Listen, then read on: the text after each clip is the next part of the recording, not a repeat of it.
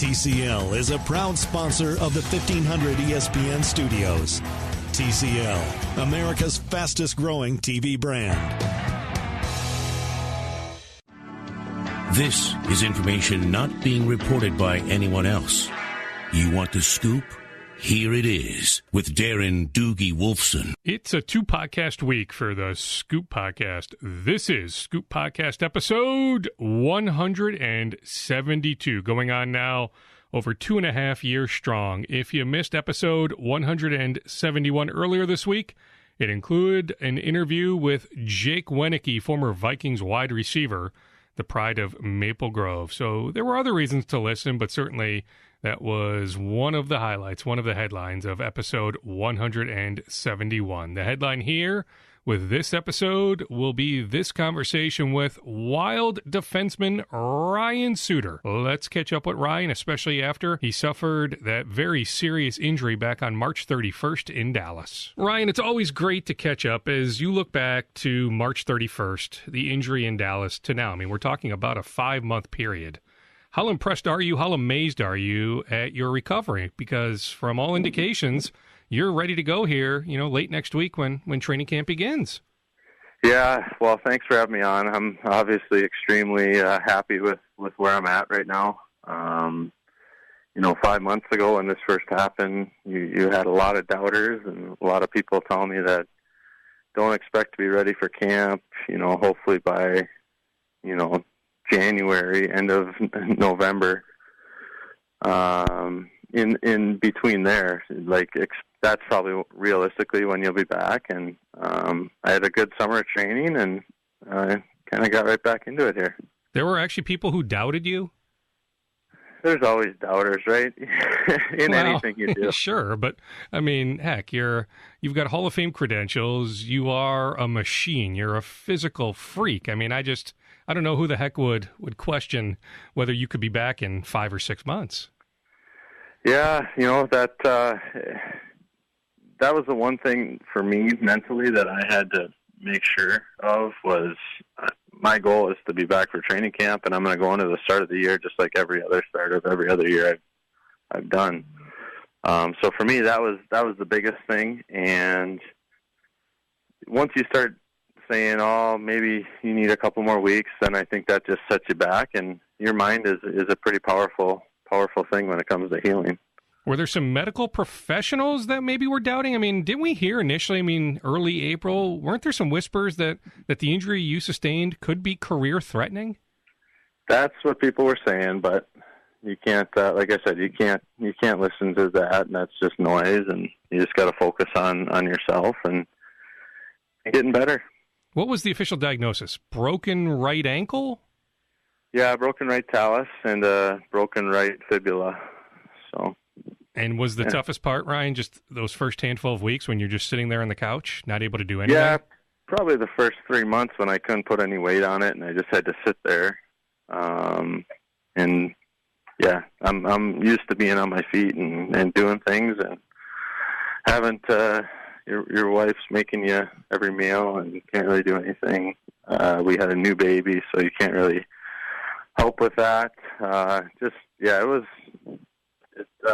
was tough. It was challenging, but we're past that, and we're stronger for having to go through it. And you're able to do everything you want to be able to do on the ice right now? Right now, yeah. So far, so good. So my thing is that you want to just keep pushing, but I feel like I have to talk everybody into letting me. Oh, it's okay. Let me go scrimmage today with the guys or whatever it is. I feel like I'm always having to show people that I can do it. Like I'm fine. Like just let me go play. That's been the toughest thing is because people want to slow me down, and I don't want that to happen. And, I mean, is the person that is trying to slow you down the most your general manager, Paul Fenton? He did last week. He told me he didn't want me playing. We went to Ann Arbor. I went with Zach, and I went out there for a fundraiser, and he told me he didn't want me playing in the game, which I understood. He hadn't seen me skate. But I mean, and trainers, they just don't want to rush it, and they don't want any setbacks, basically. You have to understand some of that, though, right? The fact that you're the franchise player, face of the franchise in many ways. What they're going through and why they're doing it, but no one knows your body better than yourself. Now, how much will they hold you back for that first day on the ice? You guys are on the ice, September 14th, first day of training camp. Will they hold you back even those first handful of days of camp? No, well, they told me that, I skated today with all the guys. We skated for 40 minutes, and then we scrimmaged for like a half hour, 40 minutes after that. So they told me that I didn't have to do the testing and those type of things, but part of me wants to kind of do that to, make everyone just quit talking about it. What was it like that first time that you got back on the ice just to skate, and then that first time that, whether it was in Madison or here, that you were able to play, whether it was highly competitive, fairly competitive, but just playing, whether it was 3-on-3 or 5-on-5? Yeah, so probably when was it? It was maybe like second to last week in July. We had our hockey camps going on in Madison, and so that was the first time I put my skate on, and it was tough to get on right away. But I mean, once you keep putting it on, your ankle starts to realize what's going on, and the pain kind of goes away. And so that was the first time on my skates for the first couple of weeks, basically just standing around and out there with all the kids. And then probably a couple of weeks ago, maybe 3 weeks ago now, started skating with our USHL guys back in Madison, some college guys, some other pro guys that are there, doing our normal summer skates that we've done the past probably 15 years that I've been going back there in the summertime. And that kind of brings us to today. We're had a good skate today, and going to be out there again tomorrow. What was the toughest part to get back to this point? Was it the mental hurdles or the physical hurdles? I mean, it's just when you break something, and I'm sure a lot of people know the feeling. You break something, and then your foot or whatever ankle is kind of deformed, right? So you have to get it into a skate, and you have to be able to perform with that skate on. So I feel like that was the biggest thing, just how tender it was, like the first couple of weeks of putting my skate back on. Was there any positive? Like, are you stronger now in your upper body because you were able to focus on maybe working on your upper body a little bit there when you couldn't work on your lower body? A lot of curls or what? Yeah, no, well, I don't know. Honestly, I tried to work out the same I worked out every other summer. I just wasn't able to do some things on my right side. So. All right, so I mean, you're feeling great all around. I mean, that's the best way to say it. That you feel. I mean, heck, are you? Can we say you're 100% even? Let's say 99.9%. But I mean, there's put it this way. I mean, what people probably want to hear more than anything is October 4th, season opener at Colorado. There's nothing to worry about. No, I will be dialed in, ready to go for that. That's still a month away, and I'm a lot further ahead than I thought I would be. That's for sure. Than people thought I would be. Yeah, no, I mean, I don't think you ever doubted in your mind. How do you look back at your first 6 years here, Ryan? I mean, you guys make the playoffs every year. I mean, there's not many teams that make the playoffs 6 consecutive years. In fact, right now, is it just Anaheim, maybe Pittsburgh? It's rare. Most teams don't have this sort of sustained success of making the playoffs, but obviously the flip side is you guys haven't made any deep runs in the playoffs. Yeah, I think that that's a good characteristic to have as a team. To be making the playoffs consistently is very important. Obviously, you got to get to the playoffs to have a chance at the Stanley Cup.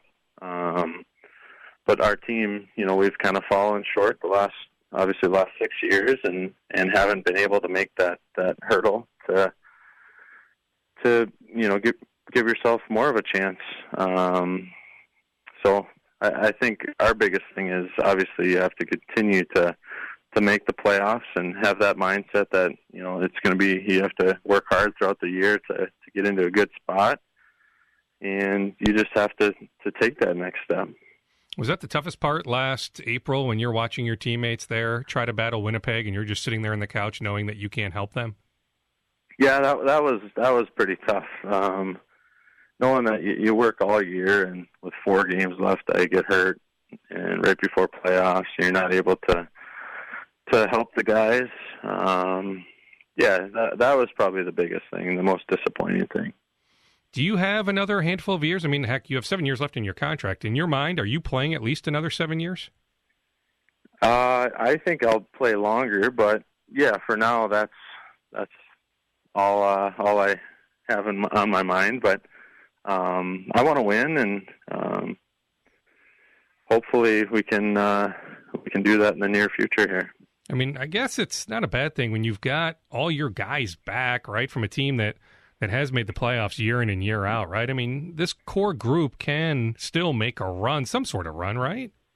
I agree. I think obviously we have the same group of guys back, so hopefully we can continue to have good seasons where we make the playoffs, and then take that next step. And everyone needs to be healthy, number one. Number two, it's just you gotta find a way mentally, physically to over that hurdle. How is Zach doing? I mean, did you skate with Zach today? Yeah, he was out there. Yep, he looked good. He was moving good. He's a machine. He works hard, that's for sure. I mean, you look at his run after about 15 or 20 games after he came back. I mean, those last handful of games, he was a goal-scoring machine. I mean, yeah. I'm wondering if we can see the Zach Parise of New Jersey, maybe. I sure hope so. I know he's hoping so. I know I've talked to him, and I know he's feeling pretty confident in where he's at, and especially with how he finished. I mean, we need everybody to be at the top of their game, and Zach is a huge contributor when he's on. I'll leave you with this, Ryan. You were saying that you were skating back in Madison with some of your USHL guys. Take us through your involvement. You own a USHL team, right? Yeah, yep. So we own a USHL team in Madison, the Madison Capitals. And we're actually doing a bunch of renovations to our rink back in Madison. Hoping to get that thing squared away before the season starts, and there's a lot of people that are helping us on that and making sure that it's done right. Guessing you're very hands-on, right? I mean, whether it comes to the business side or even the get down and dirty renovation side. Oh yeah, I was there. When I first came back, I couldn't really do much. I was on a crutch, and then once I got rid of that crutch, though, I was able to get in and help them. And going back later this week to make sure things are still moving well and help out where I can, and then I'll be up here for good, and they kind of got to do their thing, and we're going to do ours up here. I like it, Ryan. Always a pleasure to catch up, and we'll certainly see you at the renovated practice rink. I think the practice rink it's all done now, right? I think they sent us an invitation. Yep, us media jackals will get a tour, I think, sometime late next week. I hear it's phenomenal. It is. It's unbelievable. It's almost too big. Nothing to complain about, though. Yeah, exactly. All right. Great news from one of the best players on the Wild, defenseman Ryan Suter. I've got some Wolves notes. I've got the teams that will scout Saturday night's Gophers-Fresno State college game at TCF Bank Stadium. I've got a couple other things. I will go notes at the end, but we'll go one more interview here on Scoop Podcast episode 172. Let's catch up with former Vikings offensive tackle. He was on the 1998 team. He is in town this weekend for the 1998 reunion. Over 30 players, other luminaries tied to the 1998 team in town for a dinner Saturday night. There's other events going on. I know a lot of the guys played golf on Friday, then they'll be at the game on Sunday. He is Todd Steussie. Todd, it's always great to catch up. I hope life is treating you well. You'll be in town tomorrow morning, Saturday morning. How much, Todd, are you looking forward to the reunion this weekend? Yeah, no, I'm really looking forward to seeing old teammates, old friends. It's been way too long since I've ventured up north and seen some of these guys. So I appreciate the Wolves for making this happen. Is there anybody in particular that you're looking forward to seeing the most? The superstar, of course. I actually don't even know if he's going to be there. But no, the usual suspects. I mean, I don't know. I try not to focus on the guys that aren't going to be there, but rather than the reality is I haven't seen a lot of them or spoken to a lot of them in quite some time. I keep up pretty regularly with Robert Smith. Spoke to Robert Griffith last week. Talked to Pete Bursich once in a while, but life has gotten me pretty busy right now, and I've been neglectful of all my friends kind of across the board. So it'll be a nice opportunity. Is it safe to presume that there's at least one free dinner, if not multiple, that are in play? Because if there is, then you know that Superstar will be there. Yeah, yeah. No, I'm sure he'll venture. I don't know if he's. I haven't seen an official invite list. I don't know if one exists or not, but I'd imagine that. I know Randall McDaniel's going to be there, and I got to imagine Morris won't be too far behind. What is the itinerary? I mean, what will keep you busy the 2.5 days that you'll be here? They're going to be taking us through the new practice center. We get a chance to tour the stadium on Saturday. I think there's a meal at the hotel, kind of a meet greet. I'm not exactly sure. I know it's no jeans allowed, so Morse probably won't be there for that. But Pantera shirt optional.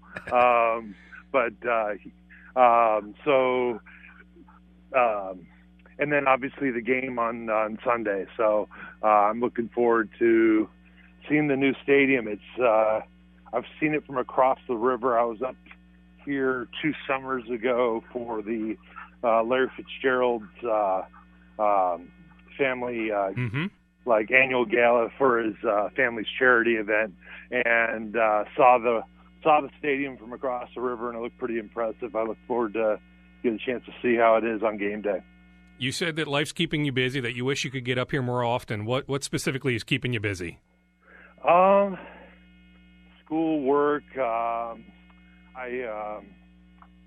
went back and finished my undergrad at Berkeley, and then got my MBA at Kellogg. I'm actually just starting another master's program in data science that'll begin in the 24th. So soon to be back in the student role again. But my primary gig is I'm the CEO of a healthcare analytics company, and we co-founded that in 2014. And like many small businesses, it's not always kind of a straight path. There's been struggles here and there, and it's taken a lot of attention. It's kind of like a newborn where you kind of got to get them to crawl and then walk and that kind of thing. So that's kept us significantly occupied. And then family, obviously. I have 2 boys that were born in the Twin Cities, and one of them is actually going off to college in about 2 weeks. Him and I both start school at the same time. And then I have another one that's a senior here in St. Louis, and so we'll be going through another college experience shortly. And so St. Louis is home base. I guess I could have figured that with your 314 area code, that I'm giving out your full phone number, but St. Louis is home base? Yeah, no, it is. I don't know if forever or not. For the immediate, we decided it was a good place to raise kids, a little bit easier than California, where my wife and I are from, in terms of just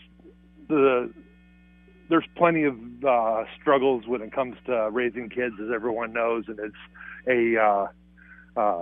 a little bit easier here in St. Louis in terms of some of the challenges that are associated with culture, et cetera, versus California.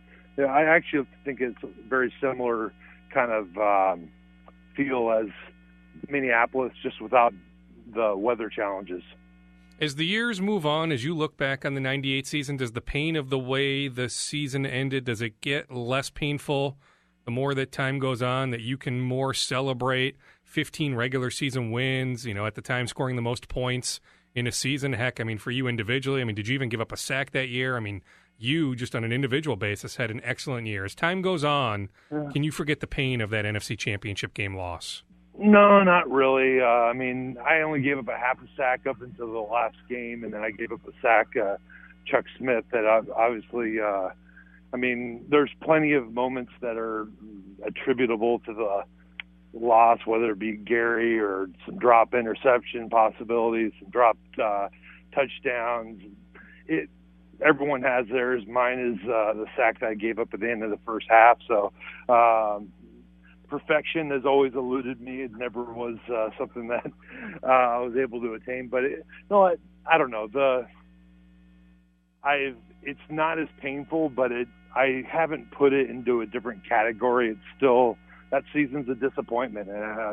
There's only one team every year that finishes with a win, and I've never had that experience. I was able to make it to the Super Bowl with the Panthers a couple years after that, but we lost to New England like many other teams have done over the last 20 years. And so it's but I mean, I guess I was talking to Dan Barrera the other day, and I guess the best way to look at it is that I know you learn a lot about yourself and the struggles of life, and I certainly that game, that season was a life-altering event, just because, I mean, the way that you get challenged from these kinds of struggles and the kind of person you become on the other side, hopefully. And so I see it as, you kind of put perspective on it the longer you get out, I guess is the right way to put it, but it's never easy, and it continues to kind of be a pain in your heart. Well, because of that, Todd, I mean, and credit to the Will family, but I mean, you called the year a disappointment. I mean, were you surprised when you got the invitation that the Vikings wanted to celebrate the 1998 season? Yeah, no, I had talked to my wife about that. It's like, it's a great excuse to. I'm happy to come up on their time as far as the flight, and I appreciate the fact that they're doing this. I've got a chance one other time in the two Super Bowls ago to meet some of the Wills at the Houston Super Bowl, and it's not unexpected based on kind of how generous they are. And I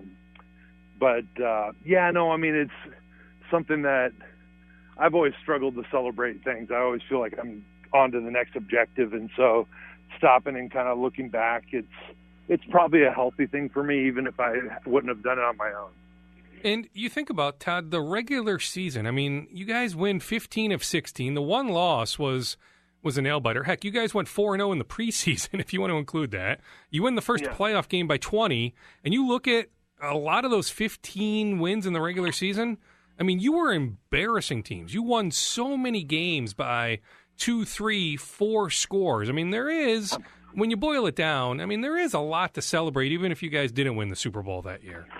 Yeah, no, I mean,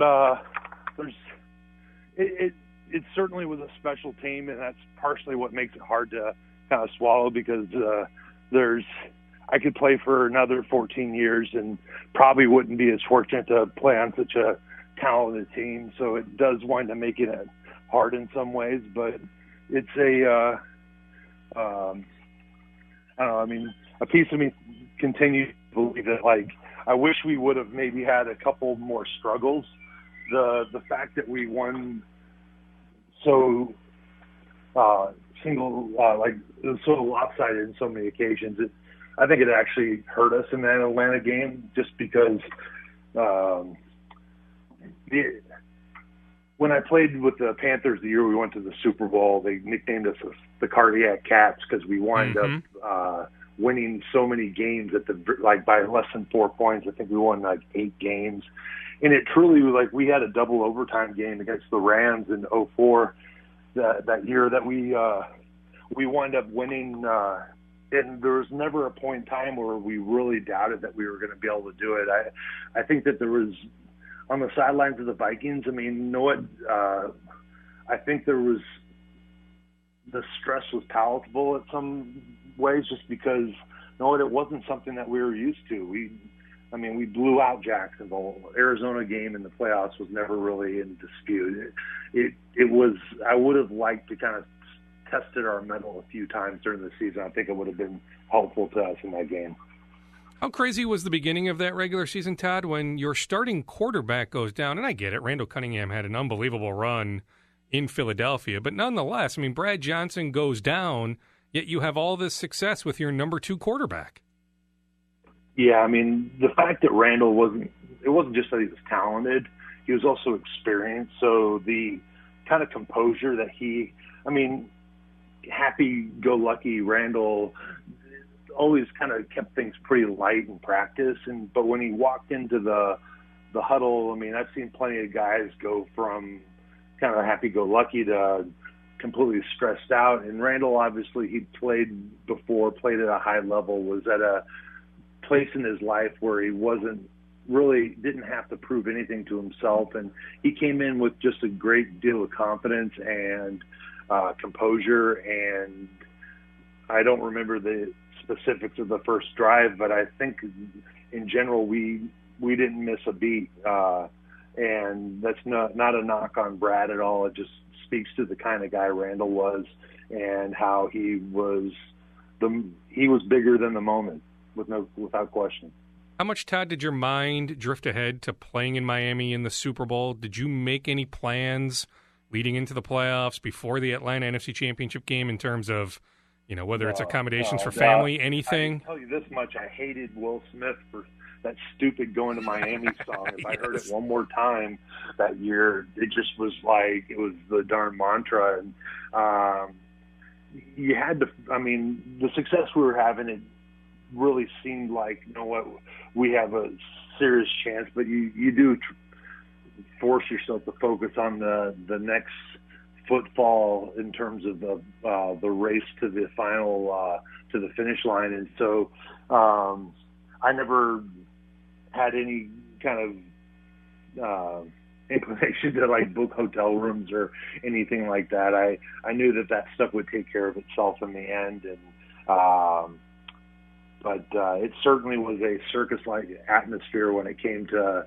It was obvious the nation's eye was on us. If you look at the media, national media was at every stupid practice, and it just seemed like a real. It was definitely different from other years in terms of the focus that we had on us. I do think what's forgotten, especially as years have gone on, Todd, and I think I'm guilty of this, is how good Atlanta was. And I get it. You guys were like 13 or 14 point favorites. So in Vegas, everybody thought, hey, the Vikings are winning the NFC. But correct me if I'm wrong, the Falcons were 14-2. They had one heck of a team. Yeah, that was a great team. Yeah. And I think that I don't know if we were we probably were 14-point favorites. I don't think if we played each other 100 times, the average win margin would not be 14 points. I think it might be a little bit less than that, but the point spread isn't really about the expected. It's basically to try to. It's based on betting propensity, fan base, all those kinds of things, and so we had a legitimate chance. But that being said, if we played them 10 times, I bet we probably would have beat them 8. They were the right kind of breaks happened at the end, and so it wasn't like we got beat by. When I played in college, we had a 10-1 season going against 9-1 going into Stanford. Stanford was like 3-8 or 2-8 or something like that, and we lost to those guys. We wanted to finish 7th in the country, and we had a chance to go to a bowl game, New Year's Day and stuff. But that was like a true upset. The fact that they beat us and they only won 2 other games versus Atlanta's obviously 14-2. They've shown that they're a capable team, and they proved it on that day. I'll leave you with this, Todd. How sad will this weekend be? Whether it's Denny Green, Orlando Thomas, Corey Stringer, Chip Myers, Fred Zamberletti's funeral is tomorrow. I might even be leaving out, an individual or two, but you think about all the people that were a part of that special season that are now gone. Yeah, no, it is. It's someone else brought that up. Obviously with Freddie, it winds up being it's even more poignant, more relevant. Freddie was truly I think his official role after he left as the head trainer was team historian, and that was really, him spanning the entire franchise. It's truly unique, not just to the Vikings, but really any other team. I went and visited Freddie the day before he died.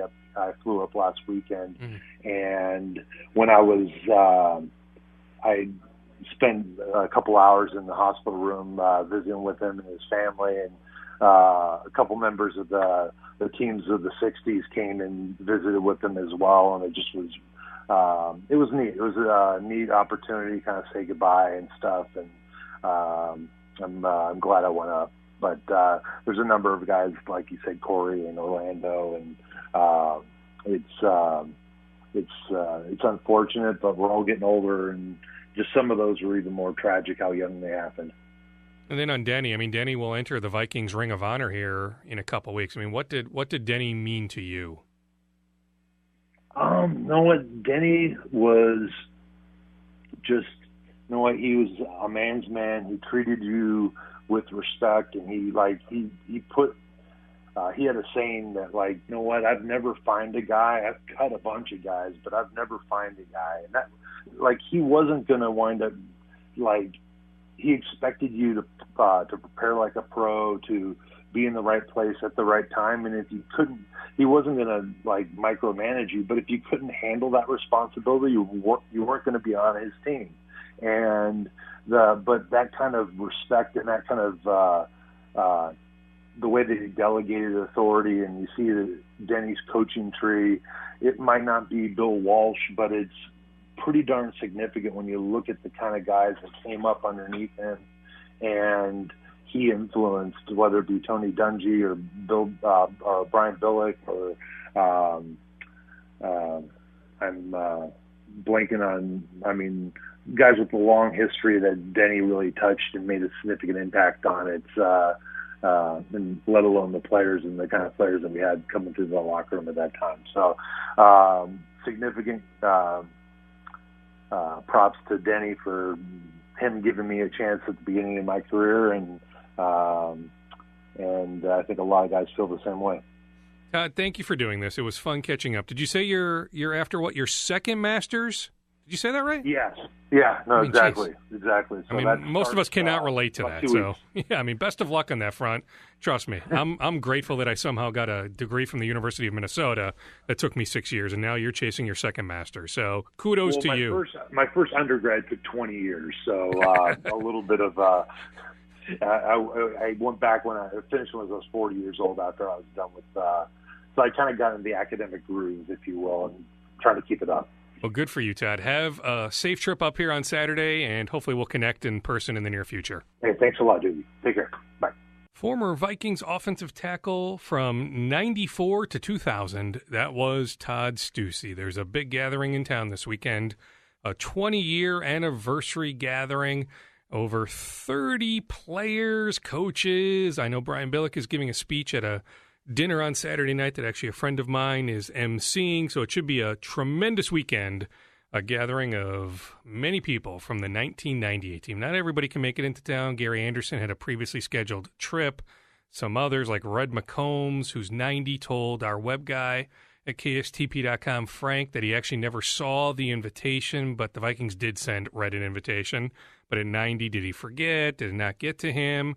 Who knows if Red can even travel? So owner Red McCombs from that year will not be in town. But I just know a lot of luminaries tied to the 98 Vikings will be here this weekend. Vivid Seats helps keep the Scoop podcast going. Vivid Seats is an online event ticket marketplace dedicated to providing fans of live entertainment with experiences that last a lifetime. Think about Vikings Niners on Sunday, or Vikings Bills. Vikings Saints isn't that far away in October. So many good Vikings games that you can go to at US Bank Stadium. Heck, the Vikings should be really, really good. How good remains to be seen.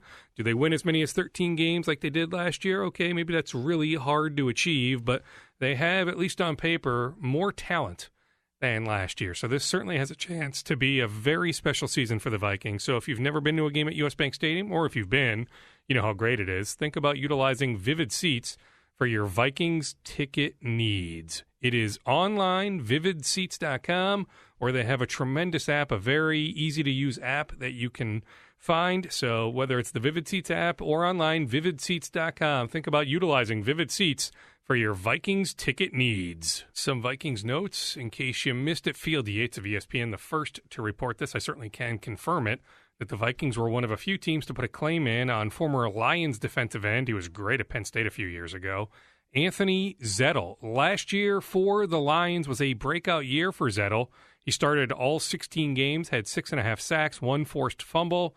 It was pretty shocking that the Lions decided to part ways with Zettel. No surprises, the Browns, number one on the priority list, got him. The Browns put the claim in for a good player.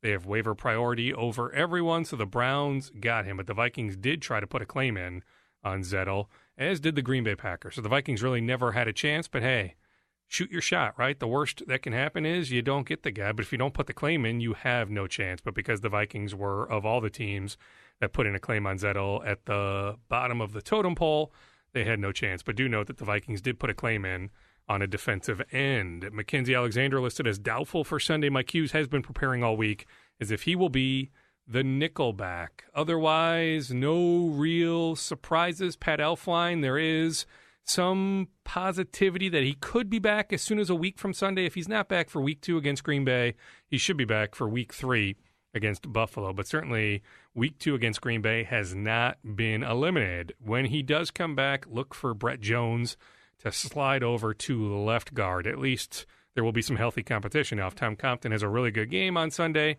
it would be hard to yank the starting job away from him. But I think the idea internally, in fact, I'm positive the idea internally in Egan is that Jones eventually slides over to be the left guard. What other notes do I have? On the Timberwolves front, they worked out a number of free agents this week. Shameless plug on Twitter, D. Wolfson, KSTP. D. Wolfson, KSTP. I can't always find a microphone. Can't always record podcasts, so if I hear something that's on the fly, I oftentimes tweet it out. If it's close to airtime for Channel 5, my number one goal is to get it on TV, or if I have an upcoming radio hit on 1500 ESPN, I certainly can save it for radio at times. But I did tweet out earlier in the week that the Wolves worked out notable names: Nick Young, Corey Brewer, and Aaron Aflalo. I can also note that on Thursday, Eric Moreland, the former Detroit Piston, was in for a workout. John Krasinski of The Athletic had some other names. Marcus Georges-Hunt, who played for the Wolves last year. Certainly interesting that he came in for a tryout when the Wolves have the book on him.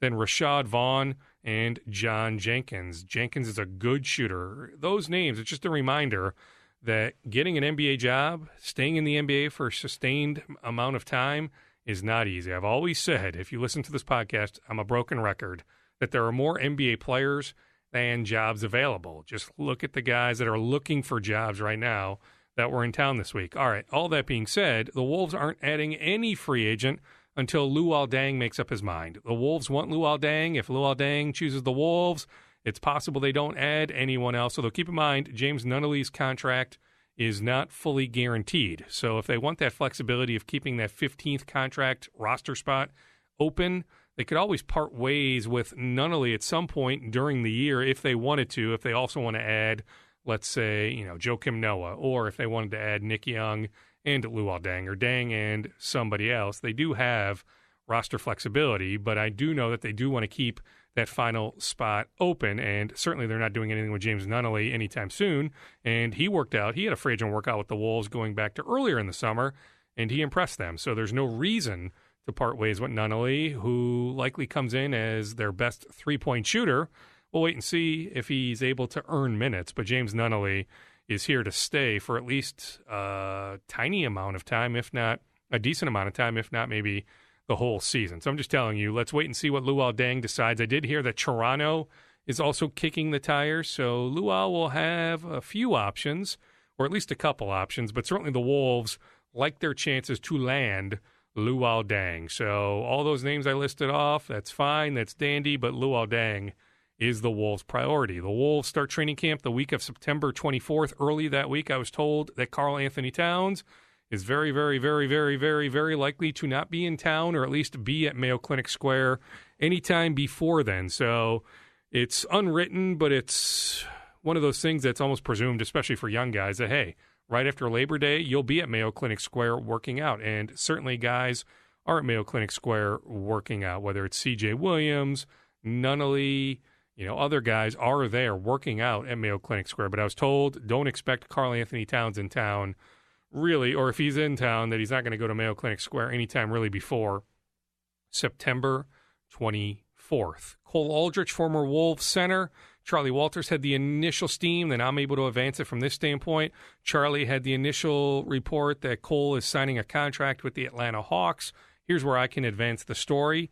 It is a non-guaranteed training camp deal, but talking to Cole, heck, he was on this podcast a few weeks ago, a past episode.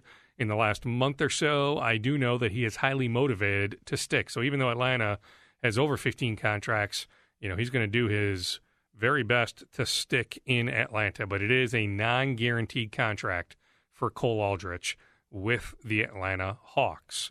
What else do I have? I was over at Breck High School earlier this week. I'm working on a TV story on David Roddy. He takes his official visit to the Gophers basketball program in a week, visits Colorado State this weekend. Then he said he visits Northwestern in October. And I would say he is open-minded. In fact, Wyoming is still putting on the full court press on the football front. He's that good of a quarterback and defensive end, but Wyoming wants him as a quarterback, but he's a really good defensive end. He's also Breck's punter. He's just this all-world athlete. I'm telling you, know the name, David Roddy, senior, Breck High School, but the Gophers will attempt to win him over in a week. But I would say at this point, from talking to him the other day, he is pretty wide open. Certainly the basketball offers trump the football offers in terms of, prestige, but he is not eliminating anything at this point. He figures he'll make up his mind after the football season, before the basketball season, but that is fluid. That certainly could change, and certainly those close to him think, with the basketball offers he has, and an ACC school is also interested, so maybe he gets another basketball offer in the near future, that he likely goes the basketball route, not the football route. But we'll keep an eye on David Roddy of Breck. Richard Pitino of the Gophers has an in-home visit with Matthew Hurt on Monday. Who else is seeing Hurt? On Sunday, it's Duke, Kansas, Kentucky, so Calipari, Self, Krzyzewski. I know that Duke is in first. I know Krzyzewski wanted to be in before anyone. I know Calipari was like, hey, let me just see you on the first day. It doesn't matter if I'm first in the house in the morning. So I do know that Duke is first, though, on Sunday. Then North Carolina, Hubert Davis will also be in early next week to see Matthew Hurt of Rochester, John Marshall.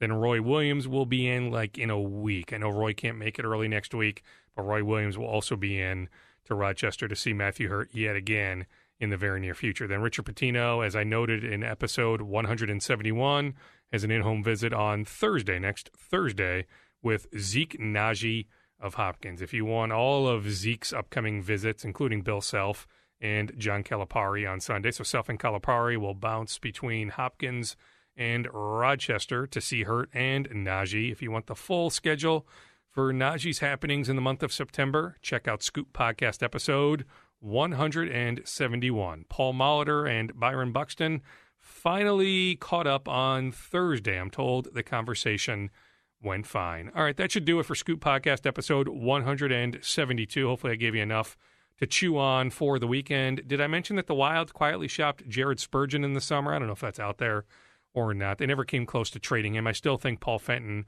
has a pretty sizable trade up his sleeve that will be coming, whether it's right before the season or shortly after the season starts. But do look for the Wild to still shake up the roster to some degree well before the trade deadline, although it takes two to tango. So if he continues to get really bad offers, I guess he'll stand pat. But I do know that Paul Fenton is looking to make moves. Also, Bruce Boudreau caught up with KSTP's Jay Coles the other day for a story about his connection to 9/11 that will air on Channel 5 Sunday night at 10 o'clock, a couple days before the 9/11 remembrance. But Jay also threw him a couple hockey questions. Bruce was saying that Zach Parise looks the best he's ever looked in a Wild uniform. That Bruce said, hey, it looks like Zach is back to his New Jersey days. Now, he's 33 years old. I guess for me, I'll believe it when I see it. But Bruce Boudreau was gushing about how good Zach Parise looks in the informal scrimmages leading into next week's start of training camp. The first official Wild training camp practice is on Friday the 14th. All right, that does it for Scoop Podcast episode 172. Be sure to support Vivid Seats and everybody else that helps keep this podcast going. Have a great weekend. Obama and Trump. I'm Ed Donahue with an AP News Minute. Today in Champaign, Illinois, former President Barack Obama says over the last 10 years, the Republican Party has been the party of resentment and division. It did not start with Donald Trump. He is a symptom, not the cause. Obama says the biggest threat to democracy isn't Donald Trump, but indifference. President Trump, meantime, says he watched Obama's speech. I'm sorry I watched it, but I fell asleep.